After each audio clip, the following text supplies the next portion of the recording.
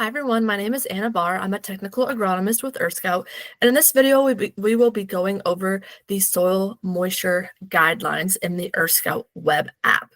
So once you are inside of your unit's profile page and making sure you are looking at the soil moisture graph, you can add moisture guidelines by clicking on this box here.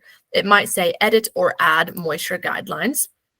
And here's where we will be able to add our guidelines over our graph. So we will need to know our field capacity, our maximum allowable depletion, or MAD, and then our permanent wilting point, which can be an estimate. So we can use, if a grower or you have a number that you have in mind for field capacity, you can enter that here.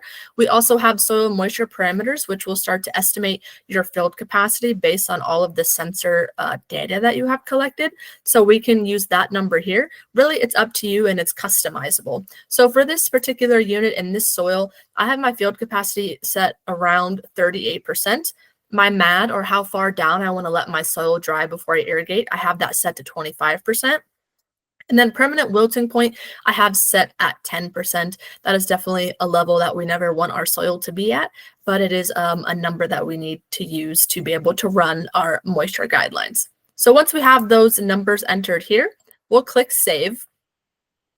And the guidelines will appear on our graph. So here we have our field capacity at 38%. So we like to think of this as the upper limit. So we don't want to irrigate or water much above field capacity because we may start to lose water through runoff or leaching or some other things. So it might be a little bit of a waste of water. Then here is our MAD, or maximum allowable depletion. So that's the time when we want to irrigate, or we don't want to get much below this maximum allowable depletion. So this is kind of the guidelines of, okay, my field capacity is the upper limit. I don't want to go above this. And MAD is the lowest limit. So we don't want to let our soil moisture get below this. So that would be kind of our irrigation or watering trigger point. So we always want to stay between 38% and 25%. So these two lines are kind of helping you guide irrigation throughout the season. And then we have our permanent wilting point down here at 10%. So obviously we don't ever want to be down this low, but again, we just needed to run our different calculations and to get the lines on the graph. So just an example of what the graphs would look like without the guidelines, you would just have your soil moisture data charted out here. So again, a little confusing sometimes to look at, or what do I do with this data? So by adding those moisture guidelines, it allows you to see, oh, I'm in the area that I would like to be for soil moisture currently. And then it lets you know, if I'm getting too low, now I might need to water or irrigate again.